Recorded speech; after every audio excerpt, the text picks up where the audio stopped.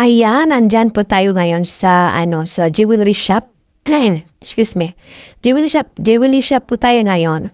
So, pagkapasok ko diyan sa loob ng Old Salmia, diyan sa Little Manila ang tawag nila diyan. So, diyan pumasok ako diyan sa katabihan ng Alpha Jewelry. Pumasok ako diyan.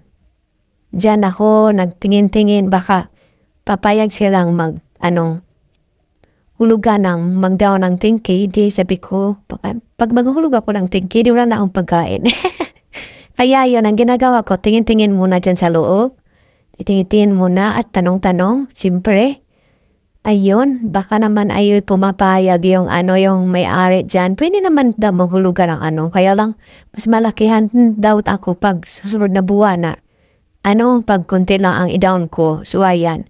Namimili po ako